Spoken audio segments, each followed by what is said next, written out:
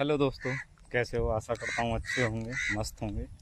तो शाम का टाइम है, तो घूमने के लिए आए हुए हैं खेतों पर। आप देख रहे होंगे चारों तरफ हरियाली है और मौसम भी थोड़ा ठंडा हो गया है शाम को आज, क्योंकि बारिश अभी हमारे यहाँ पे बहुत कम हो रही है, क्योंकि बारिश अच्छे से हुई नहीं है अभी।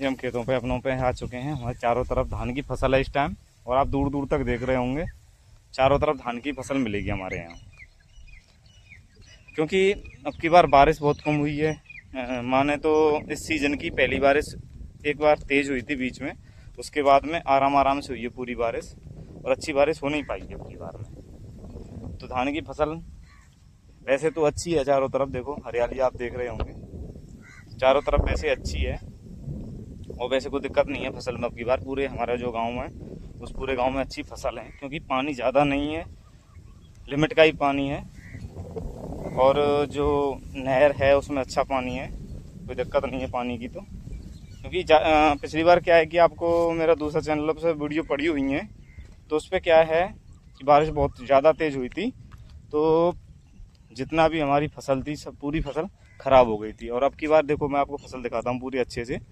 अच्छी फसल है पूरी चारों तरफ, देखिए। और की फसल में कोई दिक्कत नहीं है, अब चारों तरफ देख रहे होंगे अच्छा व्यू है, और फसल भी अच्छी है। व्यू देखो एकदम अच्छा आ रहा है, क्योंकि शाम का टाइम है, मौसम भी अच्छा है। देखो वैसे तो सब लोग जानते हैं धान की फसल है ये, और जो कुछ लोग नहीं जानते हैं, बहुत सी जगह इसको पेड़ी की फसल बोला जाता है, धान है। हमारे चारों तरफ क्या है कि जो ये सीजन है इसमें चारों तरफ धान ही धान होता है। आप दूर दूर तक आपको नज़र आ रहा होगा, मैं आपको दिखाने की कोशिश कर रहा हूँ। तो चारों तरफ क्या है कि धान की फसल है हमारे यहाँ पे इस टाइम।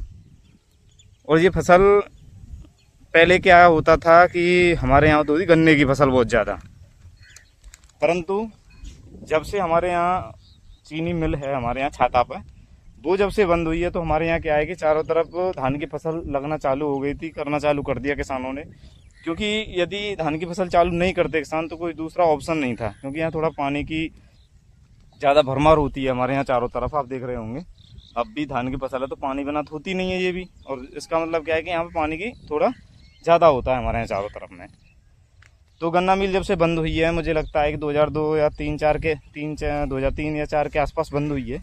जब से वो बंदी पड़ी है, कई बार सरकार ने बजट भी पास किया है, परंतु कोई उस पर ऑप्शन निर्णय लिया नहीं गया अभी तक, ना ही कुछ बनाया गया था।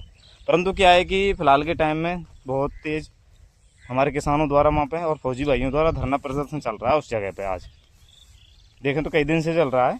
हो सकता है क्योंकि छाता के किसानों के अच्छे दिन आ जाएं और वो चालू हो जाए तो, और यदि वो चालू होती है तो किसानों को बहुत अच्छे दिन आ जाएंगे, आम जनता को भी अच्छे दिन आ जाएंगे, क्योंकि हम धान से भी छुटकारा मिल जाएगा। और जितनी हमारे यहाँ बीमारी फैलती, कीटनाशक लगते हैं, तो ईख में ऐसा कुछ नहीं होता कीटनाशक करने की। अभी क्या है कि जो धान की फसल है इसमें क्या है कि कीटनाशकों का प्रयोग किया जाता है, परंतु जो हमारे खेतों पे लगे हुए हैं धान, ये वहाँ तक आप देख रहे हैं, इनमें अभी तक हमने कोई कीटनाशक का प्रयोग नहीं किया है। ना ही हम कीटनाशक का प्रयोग अपने धान में या गेहूँ कभी भी करते हैं, क्योंकि कीटनाशक से हमारी एक तो सॉइल मिट्टी ख़राब हो जाती है, दूसरी बात जो हमारे आने वाला समय है उसको भी हानि होगी, क्योंकि पर्यावरण प्रदूषण होता है और दिक्कत भी बहुत ज़्यादा हो जाती है यदि हम इसमें यूज करेंगे।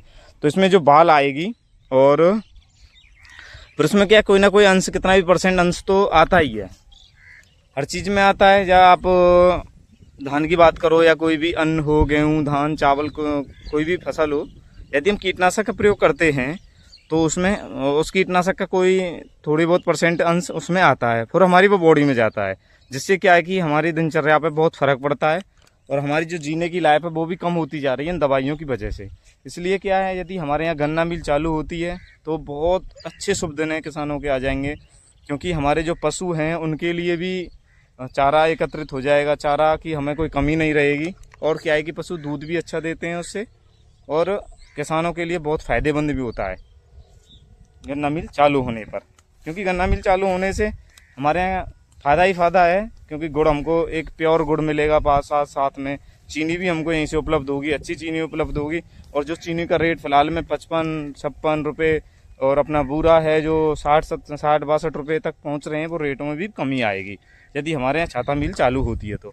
और चारों तरफ आपको धान ही धान दिख रहे होंगे, आप देख रहे हैं दूर दूर तक धान दिख रहे हैं। और उस टाइम क्या दिखेगा आपको, गन्ने की फसल दिखेगी चारों तरफ, क्योंकि पहले होता था।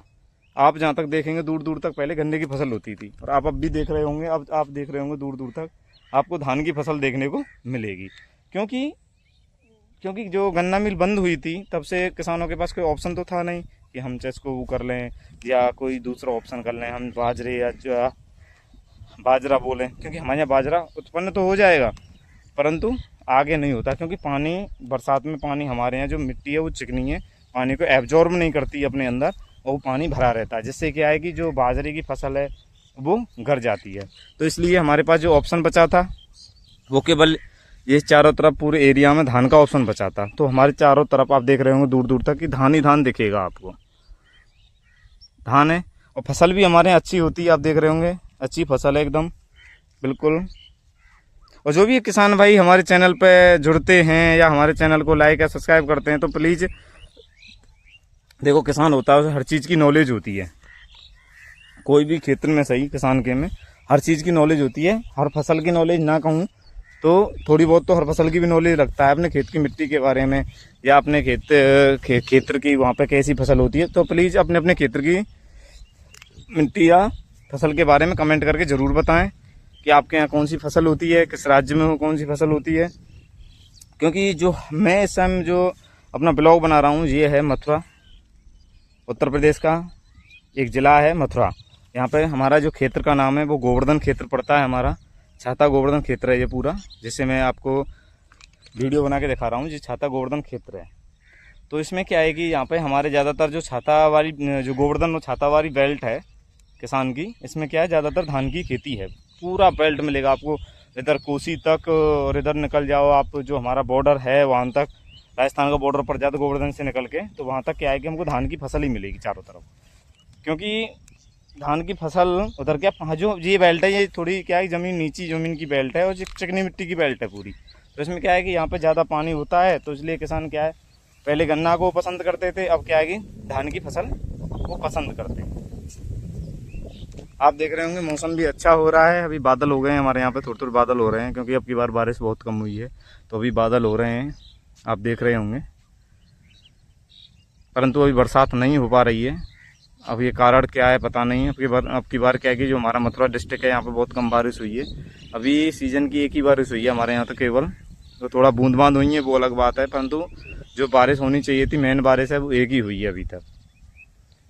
जिससे देखो पानी भी बहुत कम है, खेतों में ज़्यादा पानी भी नहीं है। और देखो जो हमारा ये जंगल है इसके लिए तो बहुत अच्छी बारिश है, थोड़ी थोड़ी बारिश हुई परंतु टाइम टाइम पर होती गई, हल्की हल्की बूंद भी बनी रही, जिससे फसल अच्छी बन गई है। आप देख रहे होंगे फसल भी चारों तरफ, थोड़ा जूम करके आपको दिखाता हूँ, देखो अच्छी फसल है, दूर दूर तक पूरी फसल दिखेगी आपको, फसल में कोई कमी नहीं है। अभी तो आने वाले समय भगवान के हाथ में कैसी फसल को इसको घर तक पहुँचाता है या पहली तरह बिगाड़ कर देता है। पहले क्या हुआ था, फसल तो अच्छी हुई थी तो बारिश इतनी तेज़ हो गई कि फसल पूरी नष्ट हो गई थी। ये इतनी बड़ी फसल थी पहले भी, परंतु पूरी फसल डूब गई थी क्योंकि पानी का बहाव बहुत तेज़ था यहाँ पे, क्यों बारिश बहुत ज़्यादा हो गई थी, हद से ज़्यादा बारिश हुई, 19 से ज़्यादा बारिश हो गई थी, तो इसलिए यहाँ पे पानी का बहाव बहुत ज़्यादा हो गया था। और पानी क्या है बहुत दूर दूर तक पानी दिखता है उस टाइम।